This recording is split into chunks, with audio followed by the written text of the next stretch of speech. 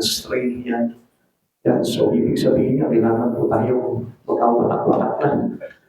Okay po kasi, hindi po yun yung ibig sabihin. Hindi po tayo kumagay parang pinag-iiwan, walay lang po ng Panginoon. Yun po yung kalagayan po natin without God.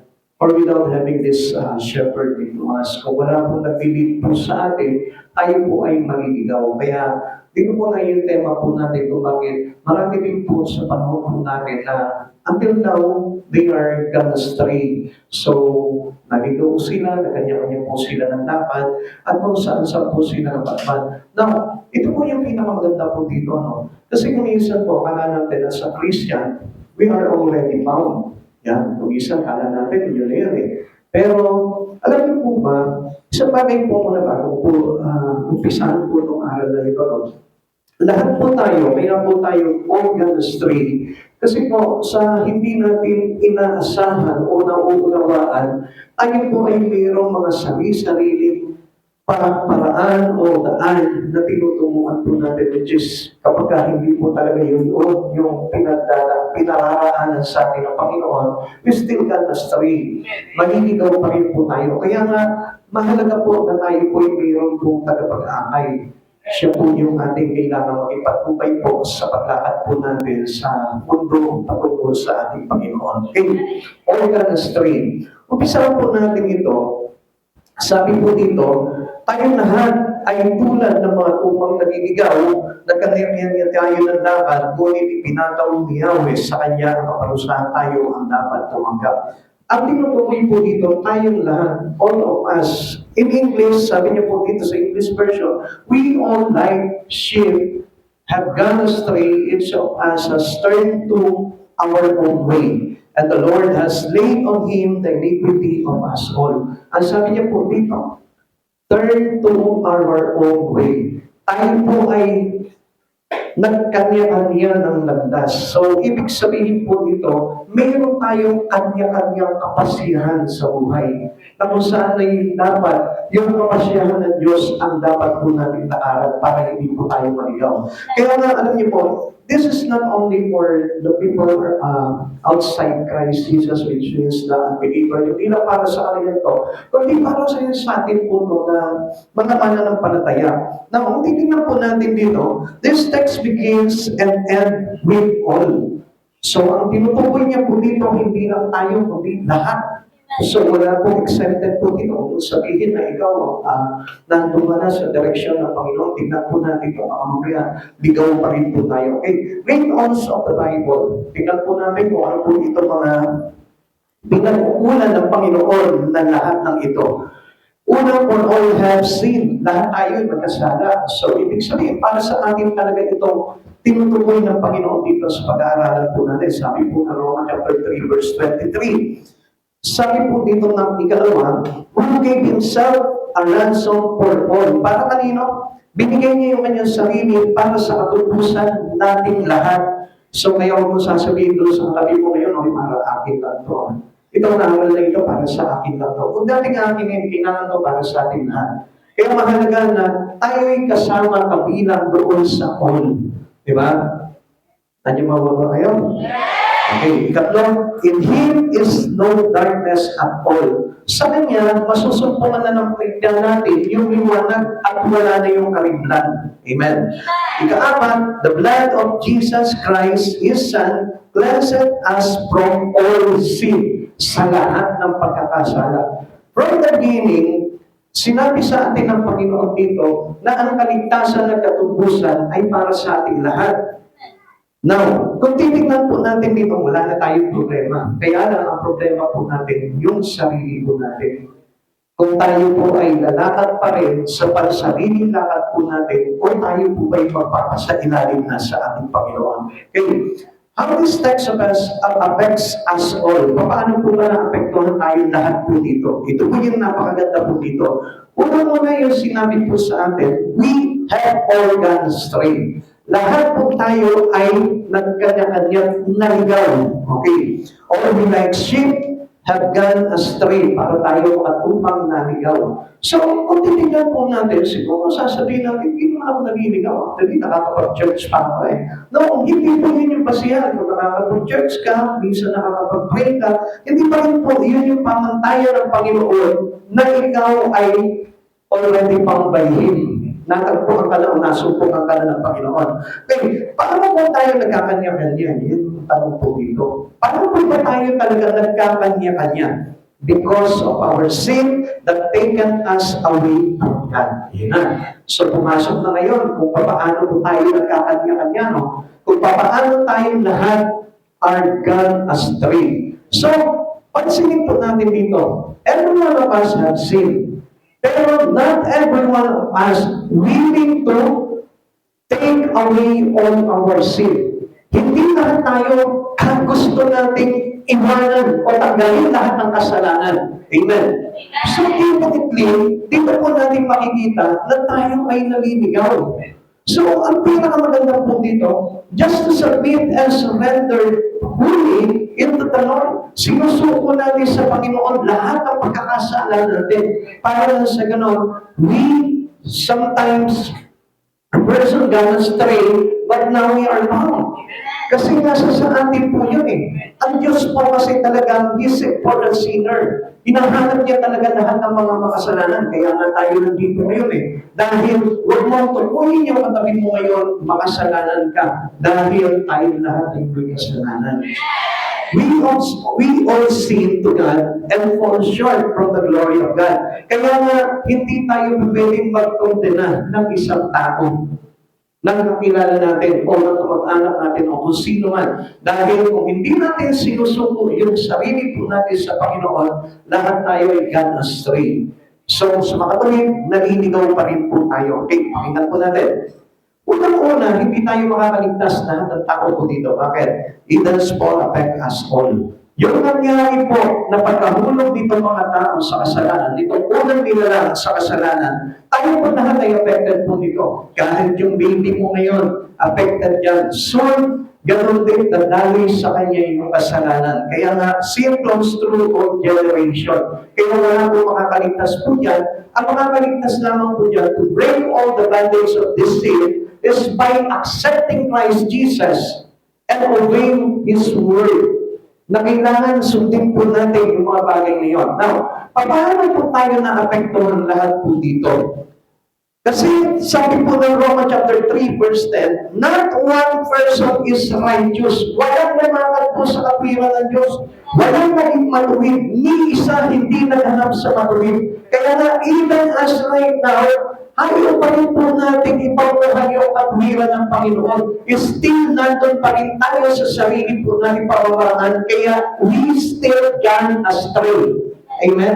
Naintindihan niyo po, na kapag ini-insist natin, pinipilit natin yung buhay natin, which is not from the Lord, still we are all gone astray.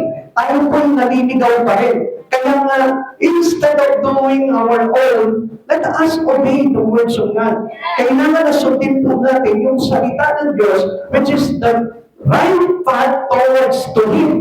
So ito po yung magtuturo sa atin ng tamang landas para tayo po yung makasumpod.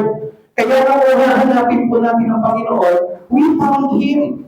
Masusumpungan natin siya. Sabi po ng Roma chapter 3 verse 10, ayon sa nasusulat, walang matuwid, walang kahit isa. So we need Christ Jesus.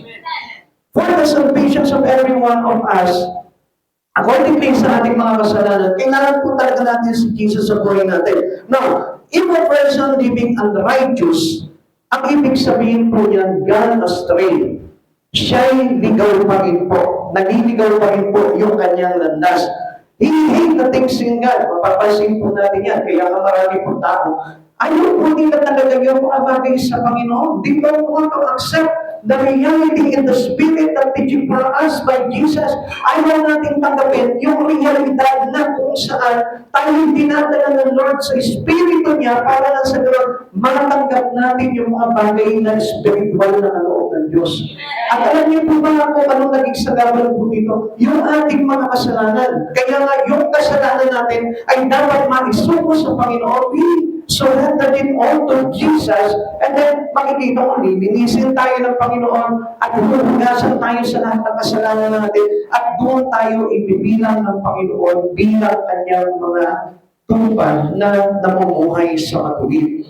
So another things is all have sinned and come short of God's glory. Tayo lahat ay nagkasala at walang isa man sa ating nakaabot sa kaluwalhatian ng Panginoon. Romans chapter 3 verse 23, sapagkat ang lahat ay nagkasala at walang sino man nakaabot sa kaluwalhatian ng Diyos. Kaya nga, mga kapatid sa Panginoon, habang tayo ay nandito sa mundong ito, kailangan na hanapin ang Panginoon sa buhay po natin. Kasi hindi natin masusuntungan ang kaligtasan o hindi po natin lalapit yung sarili po natin sa ating Panginoon. Come to Jesus. We need to come to Him and take that rest that offered to us by God. Yung kapahingahan ay nasa ating Panginoon Yesu Cristo.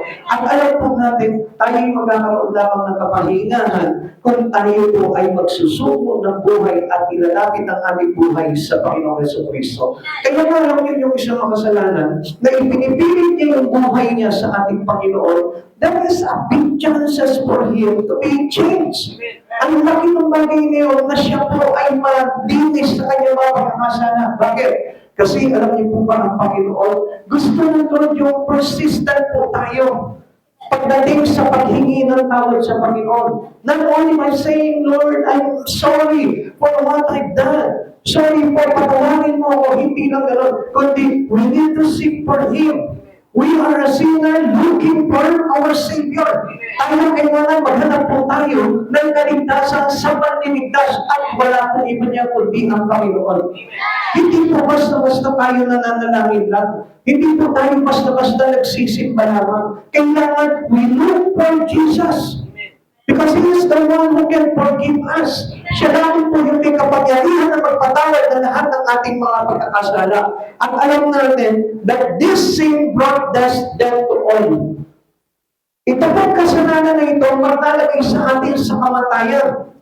Anong kamatayan po ba yung tinutukoy dito? Unang kamatayan is our physical death. Kaya po tayo nagkaroon ng kamatayan because of the sin of Adam and Eve. Silang dalawa ay nagkasala sa Panginoon, kaya doon pumasok, pakinggan nyo, doon pumasok ang kamatayan, doon pumasok ang kahirapan, doon pumasok ang kagutuman, doon pumasok ang lahat ng pangit na bagay sa buhay po natin. Kaya nga, tayo po lahat ay dumanas ng pagkamatay na pisikal. At hindi po tayo ligtas doon sa mga bagay ngayon. Only by accepting Christ Jesus, doon po tayo magkakaroon ng muling pagkabuhay. Now, ang sabi po ng Hebrew chapter 9 verse 27, itinakda sa mga tao na minsan lamang mamamatay at pagkatapos ay ang pagbubuhay. Alam niyo, ang sabi po dito, minsan lamang. So, minsan ang pagbubuhay ang tao at kailangan samantalahin na po natin yung buhay natin na mailapit sa Panginoon. No one delay.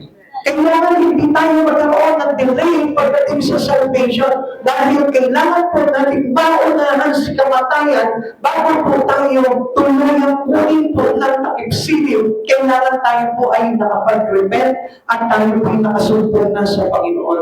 Alam niyo, kung papansinin po natin, maraming tao pinagwawalang bahala yung mga kasalanan nila. Pinababayaan po nila ito at hindi nila inilalapit yung buhay nila sa Panginoon. Alam niyo, ang Lord is not the God of condemnation. Hindi siya, kumbaga, parang hindi kanya sisisihin. Hindi kanya parang lalaitin sa kasalanan mo, kundi ano pa nga po bang ginagawa ng Panginoon.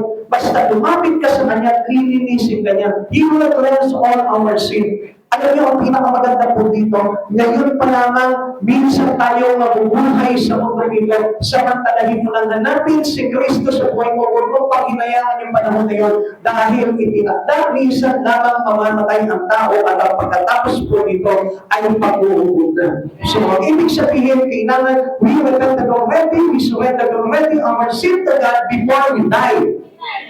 At para na sa ganun, pag-arap natin sa Panginoon, tayo ay maluwalhating tatanggapin niya at papapasukin sa kanyang kaluwalhatian. So another death coming. Ano ba po yung kamatayan na ito, nabungan itong ating kasalanan. Yung tinatawag na spiritual death. Ano ba itong spiritual death? Ito is written into book of Ephesians chapter 2 verse 1 and 2. Noong unay patay kayo dahil sa inyong mga pagsubay at sa mga kasalanan. Sinunod ninyo noon ang masamang takbo ng mundong ito at napailalim kayo sa pinuno ng mga kapangyarihan sa hipagawid ang espiritu naghahari sa mga taong ayaw pasakop sa Diyos. Ang sabi po kanina doon sa pinasa po natin, minsan lamang mabubuhay ang tao pagkatapos po nito yung pagbubuhay. Kaya lang, yung minsan lamang ng buhay natin dito sa mundong ito, sinamantala pa po natin. We abuse our life in here. Tayo po ay nabuhay kanya-kanya, tayo po ay naligaw at nagpakaligaw, at tayo po ay sumunod doon sa espiritu na nahari sa mga taong ayaw pasakop sa Diyos. Kaya nga, mga kapatid sa Panginoon, we need to surrender our life to God's authority. Kaya yun, napakahalaga ng iglesia ng ating Panginoon, which means this church, napakahalaga po nito dahil we can show it to God that we are under His authority kung tayo po ay nagpapasagilalim sa kanyang iglesia. Kaya alam niyo mga kapatid sa Panginoon, ang mga kaunawa lamang po nito is the one who had the Spirit of Jesus. Makikita niya yung halaga po ng Diyos, mahalaga. Makikita niya yung halaga ng bawat ginagawa natin sa Panginoon. At yung mga tao na hindi nagtataglay nito at hindi pa nagsusuko ng kanyang buhay sa Panginoon, he never seen anything that given him a goodness into his life. Hindi niya makikita yung buti nun. Bakit? Kasi nga, ang sabi po dito sa sinabi natin, ang espiritu na naghahari sa mga taong ayaw pasakop sa Diyos. Yung espiritu na yun is the spirit of the Word, the God of this world, yung Diyos ng sanlibutan, which is no one but Satan. Itong si Satanas, siya po yung parang hatak ng hatak sa ating palayo kay Jesus. At tayo naman bilang naghahanap kay Jesus, hindi niya po tayo mahahatak kung pinagsisikapan po natin na tayo po ay makasumpong sa Panginoon. Spiritual death of man, ang ibig sabihin po nito, pushes a person to gone astray. Yung po ating pagkamatay sa espiritu, pag hindi natin pinahintulutan na itong ating espiritu ay mabuhay sa pamamagitan ng pagtanggap natin kay Kristo, yun po yung maglalagay po sa atin kung bakit tayo naliligaw. Kaya hindi niyo po napapansin. Alam natin, where is God's location? Alam natin yan eh. Lahat tayo alam natin yung address ng Panginoon para puntahan natin siya. Kaya lang kumisan, parang bakit ganito? Hindi ko alam kung saan ko hahanapin ng Panginoon. Hinahanap ko sa mga bagay dito sa mundong ito. Hinahanap ko doon sa mga bagay na ginagawa ko. Pero hindi ko masumpungan. Alam niyo kung bakit? Because of our spirit is the spirit of this world. Ano yan, nakapag-ilalim tayo sa espiritu na naghahari sa mga taong ayaw pasakop sa Diyos. Kaya nga, this can be broken into us when we accept Jesus. Kung tatanggapin lamang po natin ang buong puso si Yesu Cristo sa buhay natin, makikita niyo po yung bagay na yun. At makikita niyo at mauunawaan niyo kung ano talaga yung sinasabi sa atin ng Panginoon. Alam niyo yung mga bagay na nagpapasakop sa espiritu, itong mga espiritu na nahari sa mga taong ayaw pasakop sa Diyos, they cannot see anything. Pagdating sa Panginoon, wala sila nakikita. Hindi nila makita yung ganda ng mga bagay na ginagawa nila. Now, people of God, kung papansin po natin, ikaw nandito ko ngayon, ikaw ba nakikita mo na yung ganda ng iyong ginagawang pagsisimba? Nakikita mo ba yung ganda talaga ng pagpapray? Nakikita mo ba yung halaga ng nakikinig ka ng salita ng Diyos? If not, gusto ko malaman mo, still nakapasakop ka doon sa espiritong nagahari doon sa mga taong ayaw pasakop sa Diyos. At itong mga tao na ito, walang Diyos na itinuturing. Itong mga tao na ito, kaya nga mapapansin mo, they don't love to church. They don't love to sing the worship. They don't love to speak the Bible. Ayaw nila yung mga bagay na yun. Ayaw nila magbasa ng Biblia. Ayaw nila manalangin. Ayaw nila makipag-fellowship. Ayaw nila ng prayer meeting. Bakit? Kasi itong espiritu na ito yung pinaghahari nila sa buhay nila. At itong espiritu na ito is obviously the spirit of Satan. Yun yung nagpapaligaw po sa atin. Kaya nga, alam natin na sa church, masusunod natin ang Panginoon. Sa pag-worship, masusunod natin ang Lord. But still, ayaw natin mag-church. But still, ayaw natin mag-worship. But still, ayaw natin manalangin sa Panginoon. Ayaw natin tanggapin ang salita ng Diyos sa puso natin. O kung nandito ka man, sarado pa rin yung puso mo. Hindi ka pa rin nakikinig. Hindi pa rin open yung espiritu mo. Bakit? Because you're still rejecting the Spirit of Christ Jesus. Tanggapin mo yung espiritu ni Jesus para na sa ganon. Yun po yung mag-iiwas po sa atin into spiritual death. Alam po natin na ang isang makasalanan ay ayaw ng lahat ng ito. Pero kapag ikaw ay humingi na ng tawad sa Panginoon, then the Spirit of God will come into you at makikita mo ang sarap-sarap na magsimba. Excited ka na magbasa ng Bible. Mayroon ka ng kauuhawan sa lahat ng bagay na ginagawa mo. Kaya ngayon napakinggan ko po kaya doon sa isang pastor, di ba yung shinare ko po? Sabi niya gano'n bakit parang nung kumain po silang mag-asawa doon sa KFC? Sabi niya ganito, sabi daw ng kanyang asawa, alam mo ang sarap ng KFC niya na. Hindi na siya nakasagot kasi talagang masarap, sabi niya gano'n. Alam niyo kung bakit? Dahil gutom sila. Lahat ng pagkain nagiging masarap kapag gutom na gutom ka. Tama mo ba? At ganoon din po tayo. If you are hunger and thirst with the Lord, magiging masarap sa iyo lahat ng bagay na ino-offer sa ating ng Panginoon. Magiging masarap sa iyo ang pakikinig ng words of God. Magiging masarap sa iyo ang pag-worship, ang pag-awit sa Panginoon, ang pag-sigaw sa Panginoon. Magiging masarap sa iyo. Bakit? Gutom na kay Kristo. Ibig sabihin ng nabubuhay yung espiritu natin. This is how we know kung buhay niya yung espiritu natin. Pero kapag tayo mayroon pong tinatawag na spiritual death, mahirap po na magustuhan natin yung mga bagay na ino-offer sa atin ng Panginoon. Kaya nga yung pagsisimba lang, ayaw natin. Bakit? Kasi patay yung ating espiritu. All creation has been affected by fall. Lahat po ng mga nilalang. Even yung siguro baka pati itong mundo natin apektado eh. Kaya nga po kinukunaw po ito eh. Kaya nga po it come into pass. Ito po mundo po natin. Kasi ito po mundo po natin ay mamabahiran din po ng kasalanan. So kaya hindi po ito pinapanatili din ng Panginoon. Alam niyo kung hindi lamang po nangyari yung pagkakasala ni Adam and Eve, alam niyo siguro mananatili na po siguro ang creation ng Lord. Dahil wala na pong mamamatay at wala na pong tutubukin dahil tayo po lahat ay nandun sa piling ng ating Panginoon. Amen.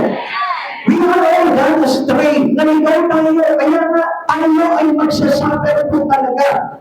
All creation has been affected by fall. Sabi po na Romans chapter 8 verse 22.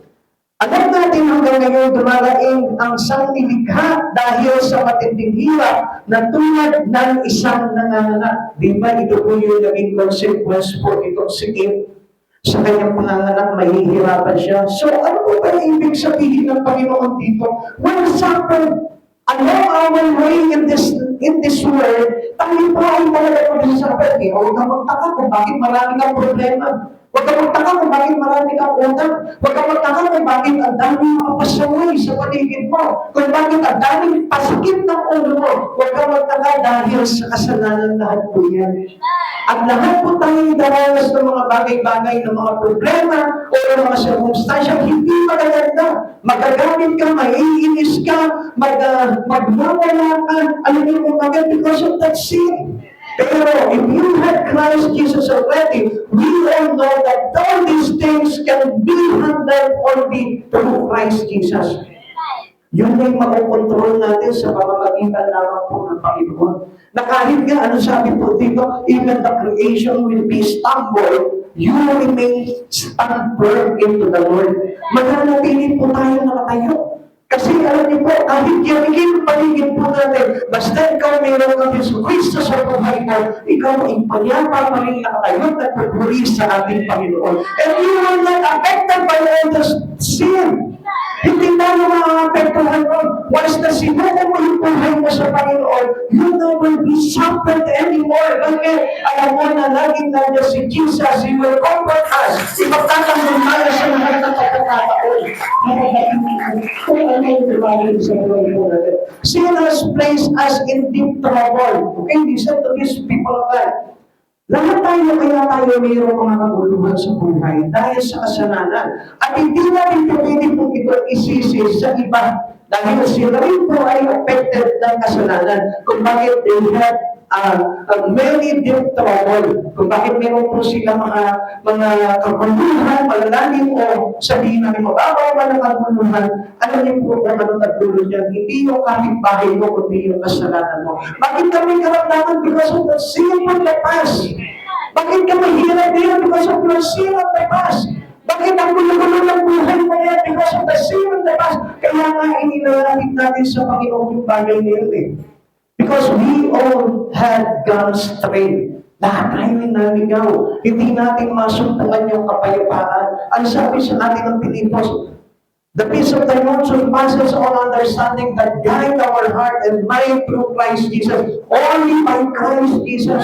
Nagkakaroon tayo ng kapayapaan at pag-iingat sa puso't isipan natin sa pamamagitan ni Jesu Cristo. E paano if you are having this all sin na nanatili sa iyong kasalanan? There is no peace. Hindi tayo magkakaroon ng kapayapaan. Buti na nga lang po, ang Diyos, He offer His grace for us. At sa ganun, alam niyo po ba, kung wala yung grace ng Lord, hindi tayo magkakaroon ng kapayapaan. Bakit? Kasi hindi pa naman totally, lahat ay naisulpo natin sa Panginoon. Lahat tayo ay nandun pa rin, pwede pa rin po tayo magkasala. Kaya hindi po natin pwede talagang sabihin na completely peace I have in mind. Hanggang hindi mo isinusuko lahat-lahat yan sa Panginoon, hindi po talaga tayo magkakaroon ng peace, kundi lagi po tayo makakaranas nitong deep trouble. Mayroon pa rin po tayong mga problema. Bukas lang may problema ka, wala kang pera. Amen? Bukas lang may problema ka dahil may magpapasakit na naman ang ulo mo. Amen? Kaya nga nakikita niyo yung mga viral, ay mga ano ngayon, mga trend, mga viral ngayon sa Facebook, yung mga away-away. Bakit sila nagkakagulo? Because of sin. Puno-puno sila ng kasalanan. Kaya makikita mo, road rage lang, nagpapatayan sila. Nasingitan lang ng konti, nagpatayan na. Alam niyo kung bakit po siya sin? Sin pushes us to go astray. Para maligaw po tayo, pati yung utak natin naliligaw. Kaya hindi natin napapansin, dahil sa kasalanan, balutod na yung ating kaisipan. Hindi na natin alam kung ano yung tama at kung ano yung mali. Para sa atin, yung tama ay nagiging mali at yung mali ay nagiging tama. Alam niyo kung bakit? Because of unsurrendered sin. Kasi kung napapansin po natin, hindi niyo po ba napansin? Kaya po nagkakaroon ng trouble ng isang tao dahil sa balutod na kaisipan because of sin. Apart from God's love, there is no hope. Wala nang pag-asa ng tao. Kaya nga, kailangan natin talaga masutungan ng Panginoon sa buhay natin. Thankfully, He loved us so there is hope. Dahil sa pag-ibig na sobra ng Panginoon sa buhay po natin, hindi po tayo nawala ng pag-asa at puno-puno pa rin tayong pag-asa. Ikaw na makasalanan ngayon, tayong lahat na makasalanan ngayon, may pag-asa tayo dahil mahal tayo ng Diyos. Paano kaya kung hindi tayo minahal ng Diyos? Siguro wala na tayong lahat. Siguro natumpok na po tayo sa amoy at natumpok na kinain na po tayo ng lupa. Baka siguro wala na po tayong church ngayon, kundi baka paglabas mo pa lang ng bahay mo, kinakain ka na ng lupa. Ganon po yung kahahantungan po natin without the love of God for us. Romans chapter 5 verse 8, ngunit ipinadama ng Diyos ang kanyang pag-ibig sa atin nang mamatay si Kristo para sa atin noong tayo'y makasalanan pa. Nilalang lang po natin yung mga bagay na ginawa ni Kristo sa cross pero hindi po natin alam yung deep impact naman po ito sa buhay ng bawat isa sa atin. Kaya nga kung minsan, alam niyo nakakahiya po na tayo po hindi nakakapag-church. Tayo po'y hindi nakakapag-pray. Tayo po'y hindi nakakagawa at hindi nakakasunod sa Panginoon. Dahil ang Diyos sinunod niya na yung kanyang sarili ay maihanggan at maipapato sa krus para sa kaligtasan natin. Kaya kung mapapansin po natin, every person who loves God, sin by more. Lumayo na sa kasalanan. At ang tao po na nagmamahal sa Panginoon, they know the things in Christ Jesus. Minamahal niya na yung cross impact ng ating Panginoon sa Kristo. Minamahal niya na yung words of God. Minamahal niya na yung church niya. Amen? Kaya kung mapapansin po natin, di ba? Even doon sa ating mga tinatalakay doon sa GC po natin, ang the trial happens inside the church. Sa loob pa naman ng church, ang dami ng pagkakalulo, ang dami ng mga traitor, ang dami ng mga tao na kung bagay parang kalaban mo parang hindi pa nakakampi. Alam niyo kung bakit? Because of the sin.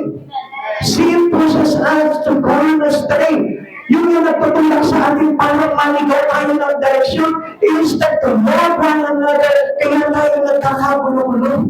Bakit? Kasi naligaw na yung ating katwiran. At hindi na yung katwiran ng Diyos, yung nangiiral sa atin, kundi yung katwiran na nagkasalanan na naghahain sa puso ng isang tao. Kaya let us all bring the sin into us. Even though tayo yung makasalanan, tayo yung pinatawad ng Panginoon, we need to love more and more God in our life. Let us all love Jesus. Mahalin natin, ibigin natin ang Panginoon Hesus Kristo ng buong puso, buong kaluluwa, buong pag-iisip, buong espiritu, para na sa ganon, yung ating isipan ay magkaroon po ng tamang pag-unawa at pananaw pagdating sa ating Panginoong Hesus Kristo. Hindi na po tayo magiging alipin ng kasalanan. At tayo na po mismo, kaya na po natin iwasan at tanggihan ang kasalanan sa buhay natin dahil maliwanag na yung ating pangunawa because of the Spirit that we accepted from Christ Jesus. Dahil tinanggap mo na yung Espiritu ni Kristo, magiging masarap na sa iyo lahat ng mga bagay. Even yung ang deep down, masarap pa rin sa iyo dahil mayroon Jesus kang kasama sa araw-araw. Ikaw, we have all done our own ways. Tayo ay nagkanya-kanya ng landas. Kapatid sa Panginoon, we need one direction only. We need the right path to Christ Jesus. Hindi tayo kailangan magkaroon ng kanya-kanya tayong landasin sa buhay. Ito dito. O ito ibig gagawin ko. No, we need the right path. We need the right track. We need the right God. At kailangan po natin maluhayan at masaksihan po saan talaga yung direksyon na itinuturo sa atin ng Panginoon. Kasi if we won't listen to the voice of God, maninigaw po tayo. Kailangan na mapakinggan natin yung boses ng Panginoon, yung tinig ng Panginoon na nagsasabi sa atin, this is my way. Take this way, and this way is towards me. Yun yung sinasabi sa atin ng Panginoon, Mary doesn't want to choose God anymore. Hindi niyo po ba napapansin? Kaya nga, in exchange to God, mas pinipili po nila yung mga bagay sa personal po nila. That's why, ano nangyayari? Nagkakanya-kanya po tayo ng landasin sa buhay po natin. Now, tingnan po natin, we chosen to rebel against God. Paano po ba tayo lumalaban? O nagre-rebelde sa ating Panginoon. Una, rebelling against His law. Doon sa kanyang kautusan, minsan, tayo po ay lumalaban. We are against the law of God.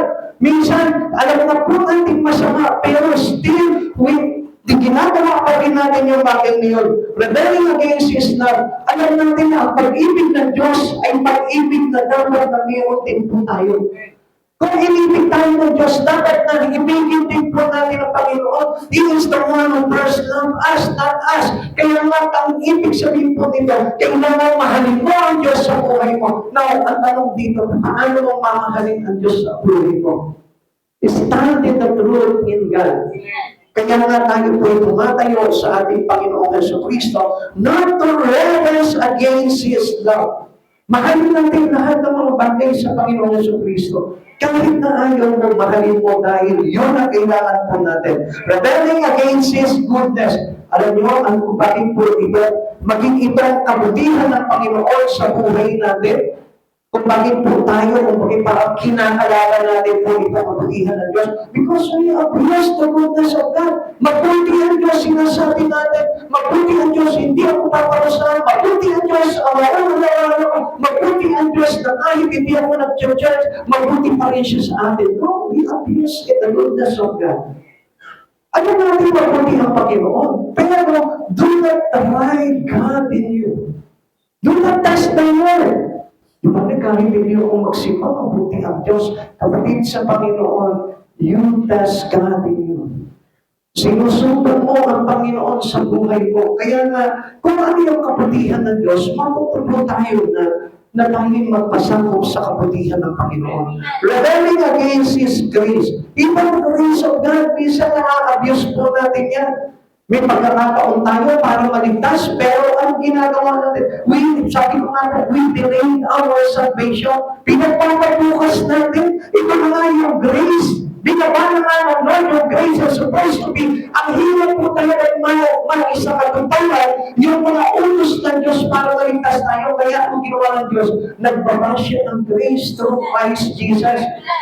Mahal na lamang po natin yung kanyang buto na anak. Tanggapin na lamang po natin yung kanyang buto na anak. Ang manampalataya tayo sa kanyang tayo'y maliligtas. Ganoon lamang po yun. Simpleng-simple lang yung hinahanap ng Panginoon sa atin. Pero hindi pa natin mamahal ang Panginoon.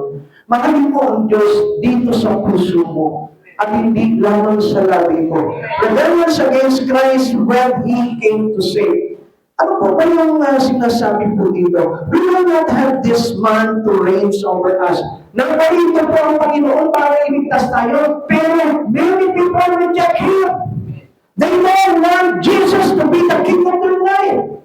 Ayaw nila na maghari sa buhay nila ang Panginoon. Kaya nga maraming tao nagsasabi na hindi si Jesus ang tagapagligtas eh.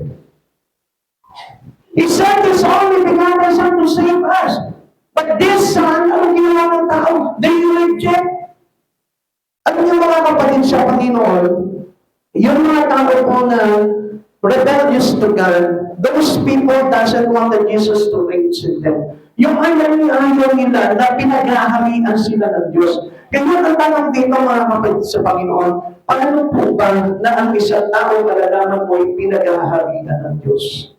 Ano ba sa sarili mo na lang, paano mo malalaman o masisiguro sa sarili mo na ang Panginoong Jesucristo na nahagi sa buhay ko? Madali lamang po maunawaan po yun kapag ka minamahal mo, iniibig mo ang lahat ng bagay sa Panginoon. Hindi mo kinaiinisan, hindi mo kinaiinipan, hindi mo kinasusunnaman. Hindi ka nagre-reklamo sa mga bagay na tinutulong sa iyo ng Panginoon at yun ay magpapakita that Jesus reigns on you.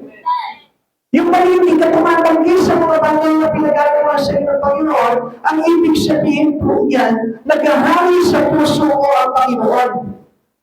Hallelujah! Praise God!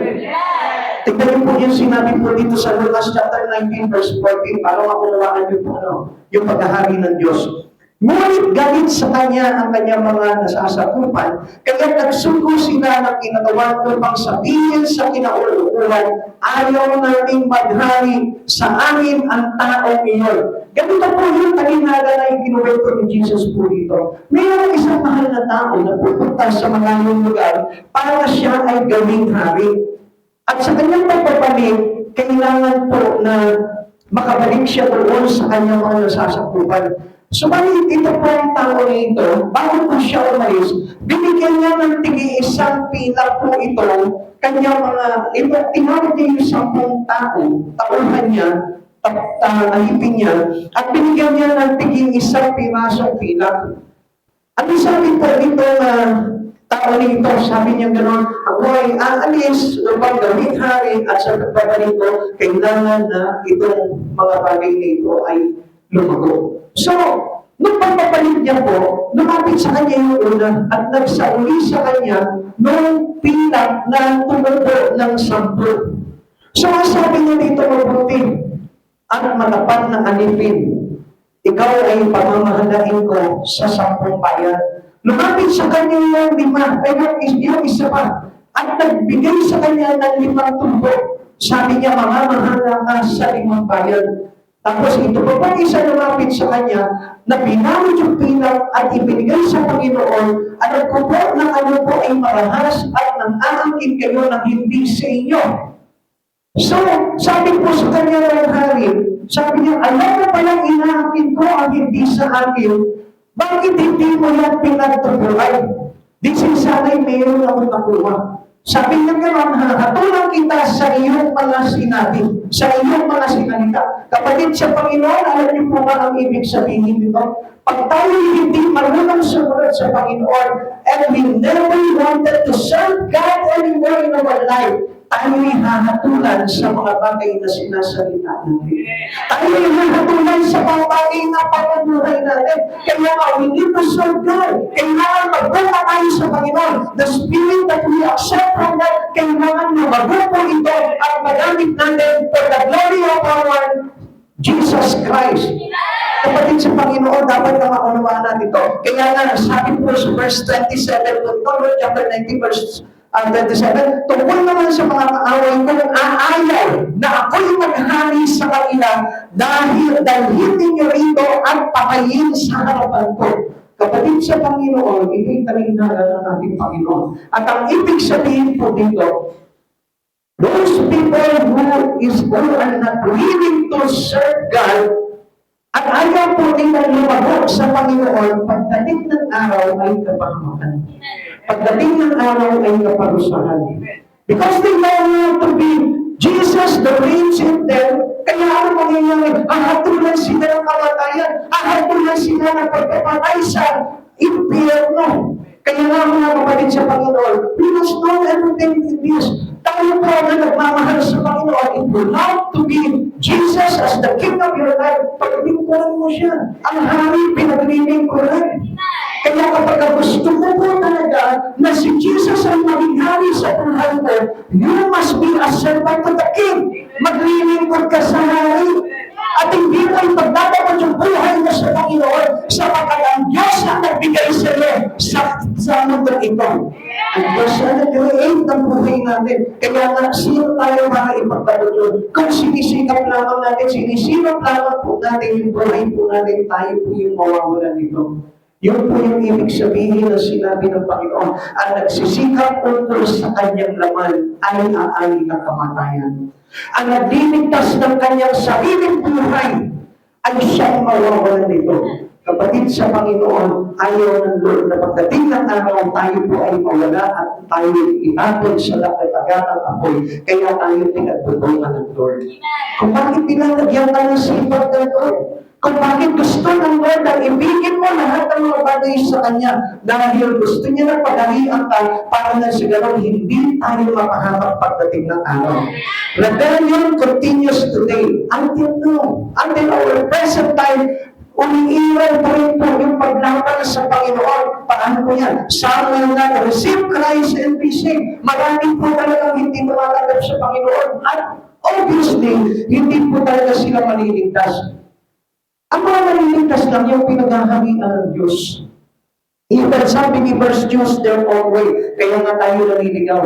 We are all gone astray because ano po yung pinili natin? Pinili natin yung sarili natin landas lang. Pinili natin yung sarili na gustuhan lamang natin. Hindi tayo pwedeng maglingkod accordingly sa pamamagitan lamang ng sarili natin, kundi dapat sa pamamagitan ng kagustuhan ng Lord. Pag sinabi ng Lord, itong isang pilak na ito ay pagbungahin mo ng 10, pagbungahin mo ng 10. And never complain to God. Ang dami naman ng Lord, baka isa lang pwede na. Kapatid, kapag hinanapan ka ng Lord ng 10, kailangan 10 ang ibigay mo sa Kanya. Pag hinanapan ka ng 5 ang ibigay mo sa Kanya. Huwag kang magbibigay at huwag kang hindi magbubuna sa Kanya sapagkat tinitignan ng Panginoon kung gaano siya pinaghari mo sa puso. Ganun po yung paghahari ng Diyos sa buhay po natin. Kaya nga, we need to learn to love God in us. Kailangan mo tutunan mo mahalin ng Diyos dahil if you love God, you will serve God. If you love God, you will make Him as the King of your life. Yun po yung tinutukoy ng Panginoon sa atin. And something that means astray. Pag hindi tayo nagpasa ilalim sa Panginoon, nagpasuko sa hari, tayo po'y tinatawag ng mga ligaw. Because of their rebelliousness, yung pag tinatawag na ligaw, yung astray, means unsurrendered spirit, hindi nagsuko sa kanyang hari. Mga kapatid sa Panginoon, kailangan tayo'y nasasakupan ng hari. At kapag tayo lumabas sa pagsasakop natin sa hari, ang ibig sabihin po niya, tayo'y walang hari. At kapag walang hari, tayo'y walang kaligtasan. Walang magliligtas sa atin. Kaya nga, kung mapapansin natin, noong araw po, kapag nagdibahan sila, napatay ang hari, wala na, talo na sila. Consider kahit nandun pa yung mga kawal, pagpatay na yung hari nila, wala na, they are already defeated. Kapatid, you are the people without a king.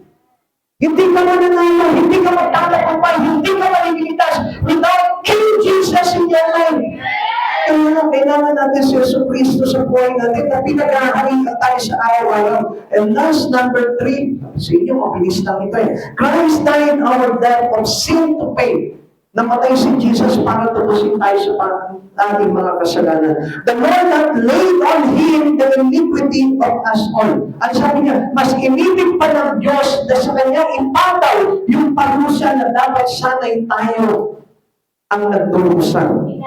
Kaya nga, mga kapatid sa Panginoon, ipagpasalamat natin itong mga bagay nito. Magpasalamat ka, makapag-church ka pa. Magpasalamat ka, makapakinig ka pa ng salita ng Diyos. Because why? Because you are still accepted.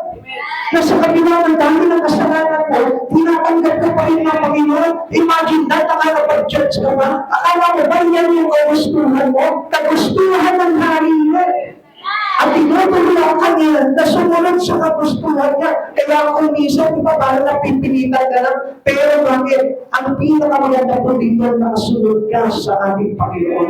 Kaya nga, do not rebel against God. Kailangan tayo po yung magpasangilangin at matutong sumunod sa ating Panginoon because that meant for us salvation. Yun yung maglalagay sa atin ng kaligtasan. We are all sin. Lagi yung pagtatandaan, kaya nga winaganas tayo because of our sin. Lahat tayo may kasalanan. Hindi ka mabuting tao, hindi ako mabuting tao, hindi ako magmalinis, hindi ako magmamalinis. Ang kalinisan ay na kay Kristo.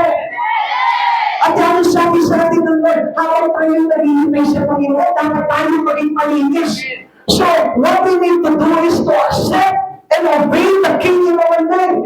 Sundin natin yung matulit na pagkabuhay na binibigay sa atin ng Panginoon at doon tayo malilinis, mga kapatid sa Panginoon. Hindi natin ipinipilit yung sarili natin dahil alam natin, if we took our own way, if we turn on into our own way, ano mangyayari sa atin?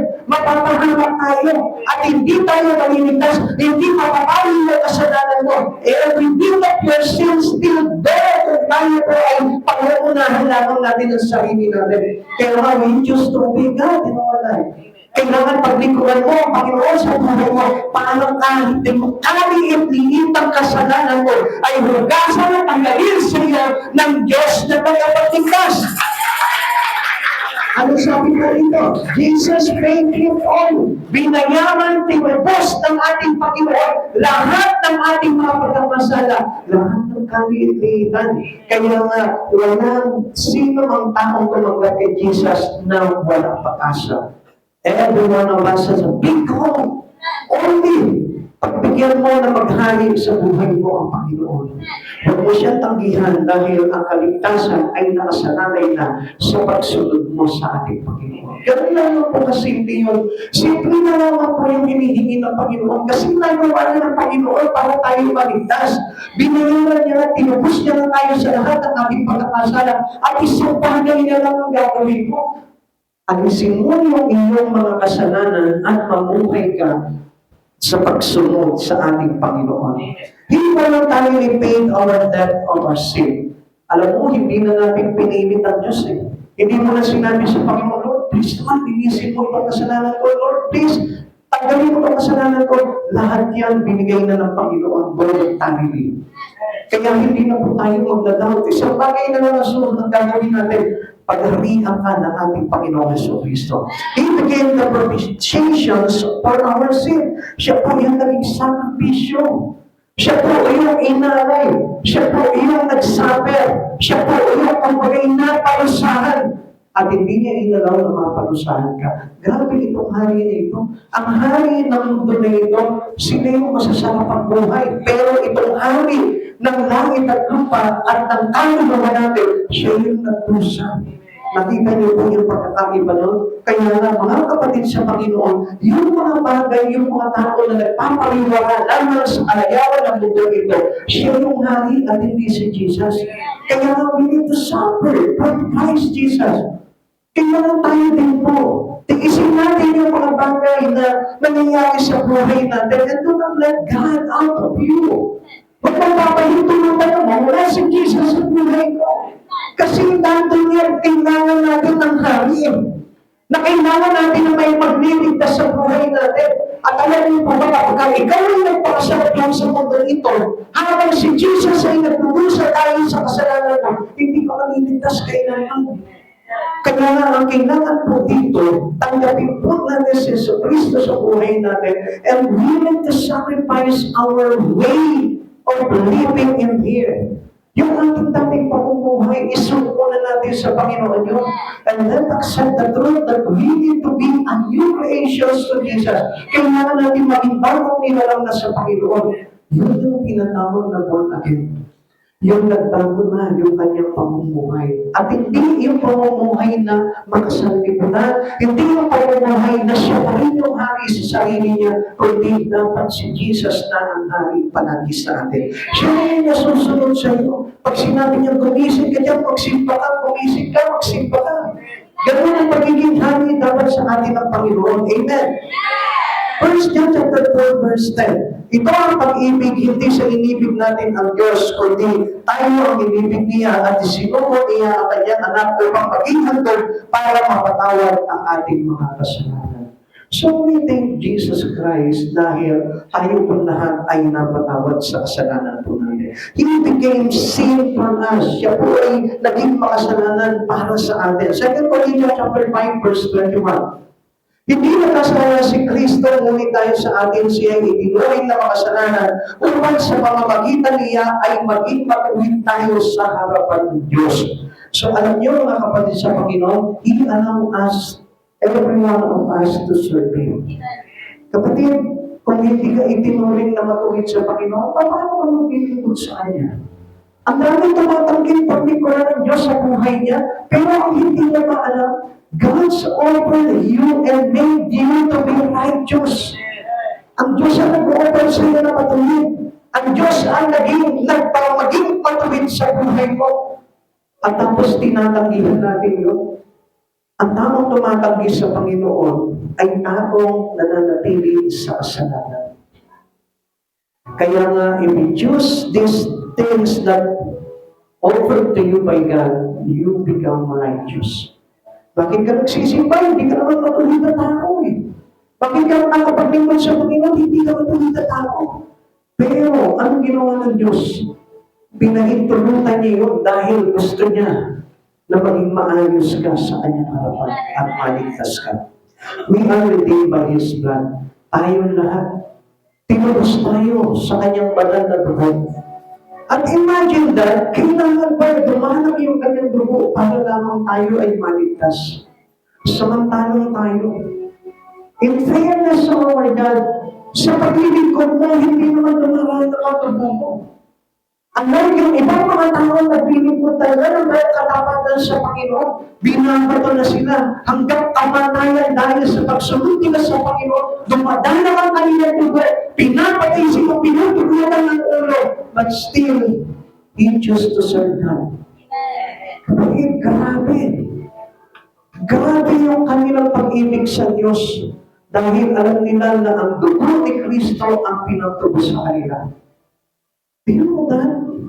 Ano mo ba yung na tayo ay nilinis sa pamamagitan ng dugo na binubuo niya sa krus ng Kalbaryo? Pagkatapos sa simpleng paglilingkod lang, umaano tayo. Tinatanggihan natin siya. We reject the offer of God for you to be righteous.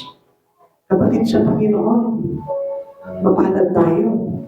Dahil sa kabila ng hindi pagdahanap ng dugo natin sa ating paglilingkod sa Panginoon, inalaw pa rin ng Lord na tayo'y maging matuwid. And we are blessed. Bakit? Kasi hindi niya tayo pinadala sa lugar na kung saan pinutugutan ng ulo yung mga naglilingkod kay Jesus. Hindi tayo dinala doon sa lugar na kung saan binabato kapag ka nahuhuli ni nagpapahayag ng salita ng Diyos. Hindi niyo pa nakita yung grace ng Lord doon. Napakasimpleng bagay lamang ang hinihingi sa atin ng Lord. Magsimba ka, magligtas ka ng kaluluwa, malaya tayo doon sa mga bagay niyo, sumalit tinatanggihan pa rin natin. Kapatid, ito yung bagay na kung saan nakakaya sa Panginoon. 1 Peter chapter 1, verse 18 to 20. Alam ninyo kung ano ang ipinatubos sa inyo na walang kapuluhang paubuhay na inyong binanas sa inyong mga magulang. Ang ipinatubos sa inyo ay hindi ang mga bagay na nasisira o nauubos tulad ng ginto o pilak, kundi sa pamamagitan ng mahalagang dugo ni Kristo, siya ang korderong malumbati at kapintasan. Pinili na siya ng Diyos sa gawaing ito bago pa ang nilikha ang daigdig at ipinahayag siya alang-alang sa inyo bago sumapit ang katapusan ng mga panahon. Kapatid, minsan lamang mabubuhay ang tao at pagkatapos ay paghuhukom. Kaya nga huwag natin sayangin yung panahon na ito. Hanggang may panahon pa tayo, hanggang hindi sumasabi, yung huling panahon, tayo po lahat ay magsisi, tanggapin kung ano yung mga bagay na pinagagawa sa atin ng Lord. Let us make our life to be a living sacrifice to God. Isakripisyo mo yung buhay mo. Hindi sayang yung magsakripisyo ka ng mga bagay-bagay na ginagawa mo sa mundo for the glory of God. Dahil alam natin na hindi masasayang lahat ng pagbabgal at pagdating ng araw, aanihin natin ito doon sa kanyang kalwalatian. Kaya sa oras dito, kapatid sa Panginoon, purihin mo ng buong puso ang Panginoon. Pagsisihan mo kung ano man yung pagkukulang mo. Because a repentant heart can be accepted always to Christ Jesus. Tayo kung tatay magsitayo.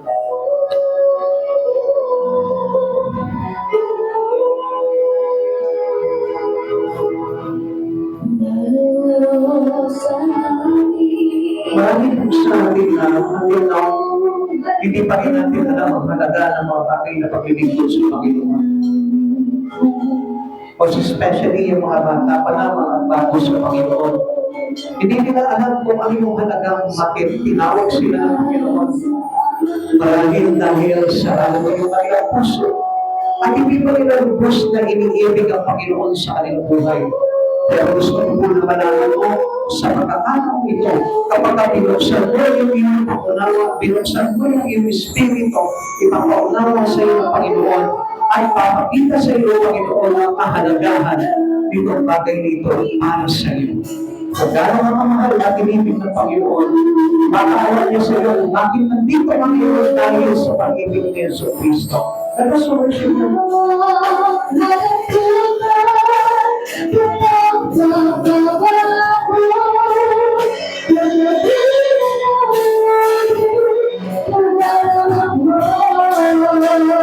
Dahil sa purpose nito, halos parang ba nakatanga dito? Dahil yung puso mo hindi mo makikabalik sa Lord. Pero siguro mo, kahit na ito, huling oras dito na gawain ito. Kahit itong last minute na ito, dahil mo ang presensya ng Lord, na nagsasabing masyado ka ng matakas, anak. Bakit hindi ka magpakutagal? Bakit hindi mo ito? Bakit hindi mo ibaba yung sarili mo? And accept what I offer to you. Come on, buksan mo yung iyong tainga. Buksan mo yung espiritu mo para marinig mo ang tinig ng Panginoon na nagsasabi sa iyo sa oras nito. It is important to serve Jesus na mahalaga na ngayon naging nasa pasakot ng ating buhay.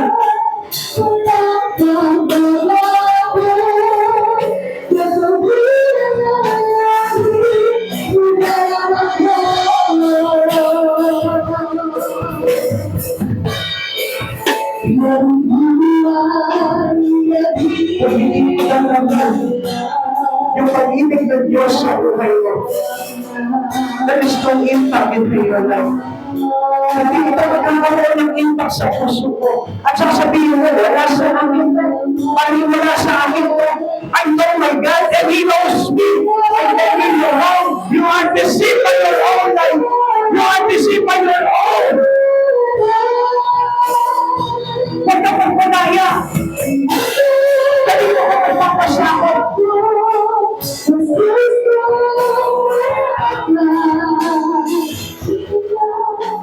Meron po nagsabi sa akin, sabi niya, Pastor, ang paglilingkod naman po nasa sayo naman po yan eh.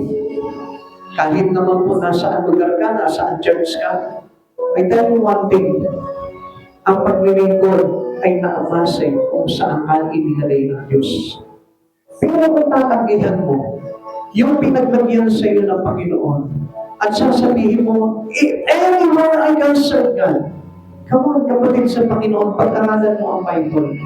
Makinig ka sa oras nito kung bukas ang iyong pagdinig. Listen to the voice of God. May kanya-kanya po silang destination na kanilang paglilingkod. Ito po si Moises, dinala doon sa Egyptio, sa Paraon.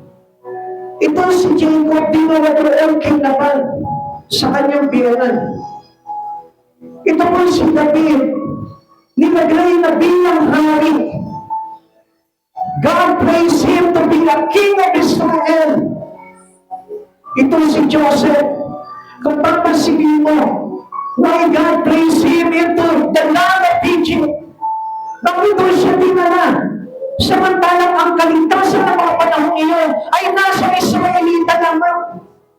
Now, sasabihin po ba natin na tayo po ba ay kailangan na magpasya kung saan natin gustong maglingkod?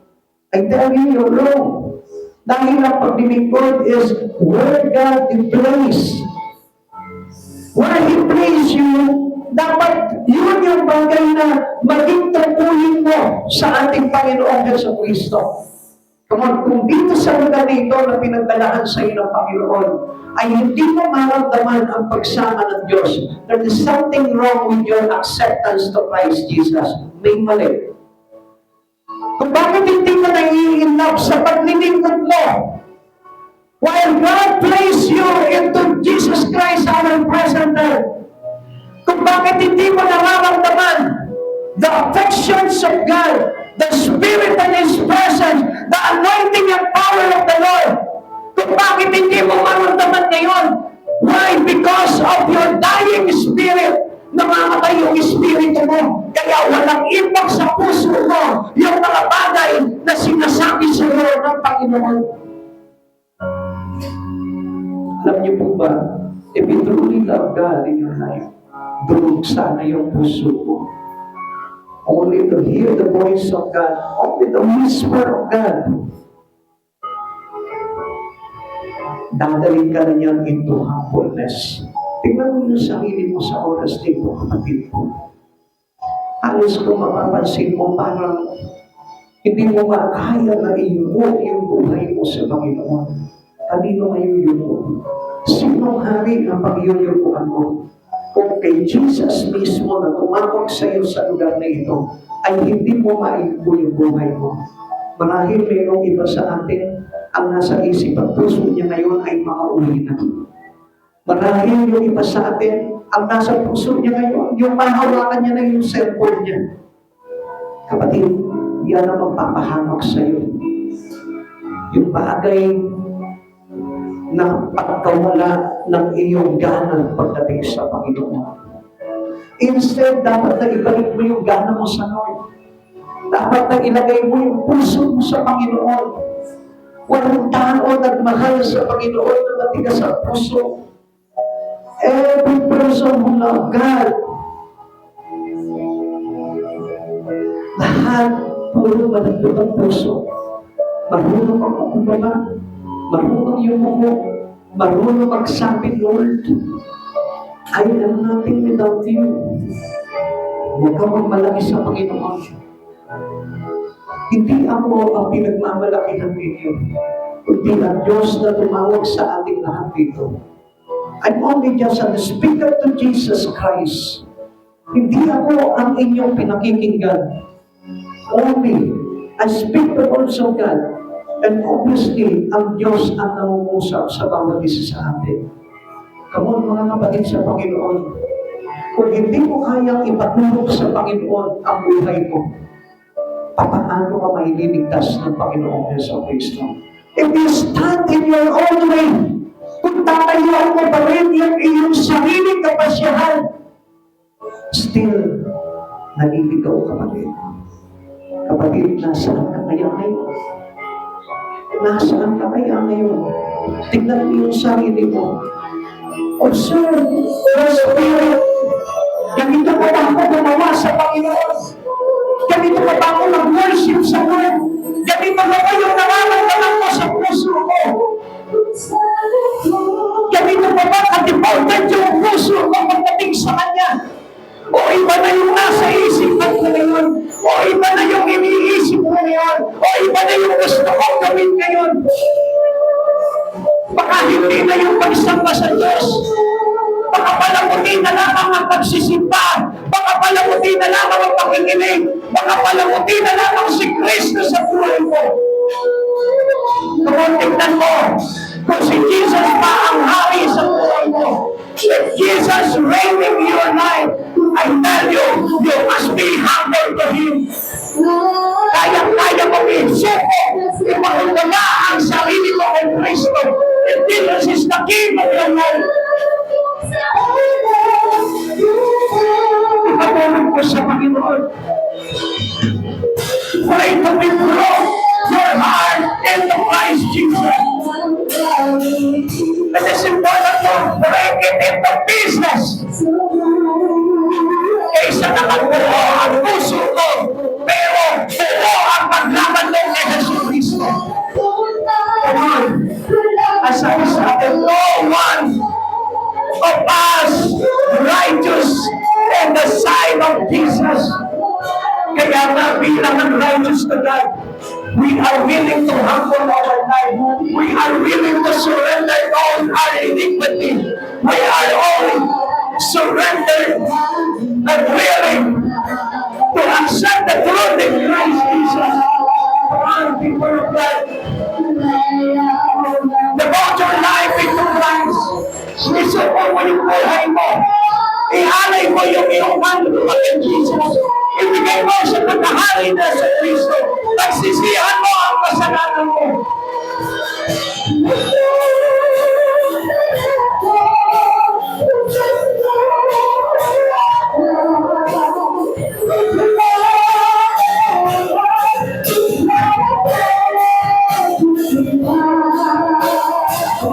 Jesus right now.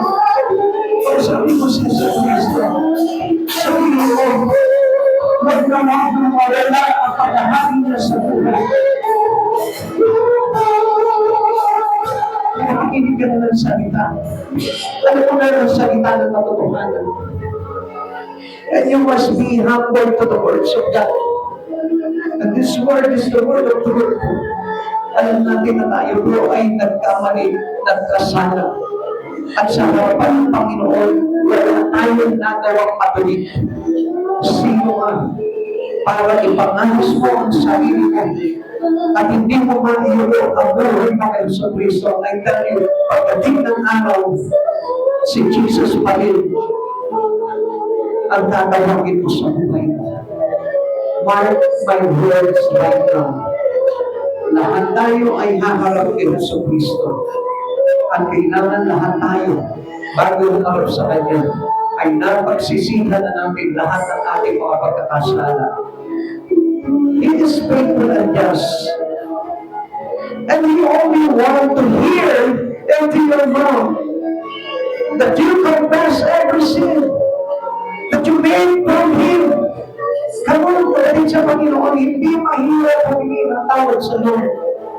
Hindi mahirap pagpakumbaba sa Panginoon. Hallelujah, Jesus. May our life to be humble before you, Lord. Give us a spirit of humility, Jesus, to witness hapon, O God. Panginoon, bigyan mo po kami ng Espiritu ng mga pagpapakilala. Espiritu, Panginoon, ang paghingi ng tawad. Yung true repentance, O God. Yung kayang tumalikod sa kasamaan ng mundo, Panginoon. At yung kayang unahin ka, Panginoon, sa buhay nito, Lord. Panginoon, lahat naman pinatawad mo eh. Kaya lang, Panginoon, hinihintay mo lamang yung aming choice and decision, O God. Kung pipiliin namin, Panginoon, na mabuhay sa iyo, o mananatili kami, Panginoon, sa aming kalagayan bilang pangsaglibutan. Panginoon Jesus, salamat sa Espiritu mo na nagbibigay sa amin ng kahabagan upang kami, Panginoon, ay makalapit sa iyo at makapasok sa iyong kalmalatian pagdating ng araw, O God. We give you praise and honor to your mighty name, O Jesus. Hallelujah. Hallelujah. Lord, we give you God. Let us all repent to Jesus. Patawarin po kami, Panginoon, sa lahat ng aming mga pagkakasala. Patawarin po kami, Panginoon, sa lahat ng aming pagsalansa. Patawarin po kami, Panginoon, sa lahat ng aming paglaban. Sa lahat ng aming pagmamahaligo, patawarin mo kami mo. Patawarin mo po kami, Panginoon Jesus, sa katigasan ng aming mga puso, God. May mapatawad mo, Panginoon, ang lahat sa amin na narito ngayon, God. I stand at the gap, O Lord. Hinihingi ko ng tawad sa iyo, Panginoon. Yung aming mga kapatid na nahihiyang magpakumbaba sa iyo, na natatakot na magsabi ng kanilang mga kasalanan sa iyo, Lord. Tumatayo ko sa iyo sa kanilang harapan, O Lord. Patawarin mo po sila, O God. In behalf of this church, Lord, humihingi ako ng tawad mula sa mga bata hanggang sa pinakamatanda at sa bawat kapatiran, Panginoon. Maging yung mga wala dito, O Lord, na aming kapatid, Lord. Humihingi ako ng tawad sa iyo, Lord, sapagkat ayaw namin pagdating ng araw na kami manatiling ligaw, O God, sapagkat sabi mo nga po, Panginoon, kami minsan nawala, subalit kayo'y natagpuan mo na. Maraming salamat po, Panginoon Jesus, at dalangin ko na sa oras dito, Lord, pag-umapaw sa amin ang Espiritu, Panginoon, ng pagtanggap sa iyo. Yung totoong pagtanggap, O Lord, hindi yung begging pagtanggap sa iyo, God. Sa pagkatalaw namin, O Lord, dalawa ang klase ng Kristiyano, isang totoo at isang huwag, Panginoon. At Lord, huwag po kami hayaan na maging huwag na Kristiyano, O God, na madaling bumitiyo, madaling tumalikod, madaling umayaw sa mga bagay na iyong ipinapangaral at pinapahayag sa amin, O God. Kaya mo panghawakan namin ang salita mo, Lord. Kaya mo manatili kami nakatayo sa iyong banal na harapan, O God. At sinasabi namin, O God, na kung wala ka, wala kaming saysay sa buhay nito, Lord. Wala kaming kaligtasan kung wala ka, Panginoon Jesus. At hindi kami malilinis sa lahat ng aming mga kawalan. Panginoon, maraming salamat po, Lord. Nakikita mo ang kalagayan ng iyong mga anak na narito ngayon, Lord.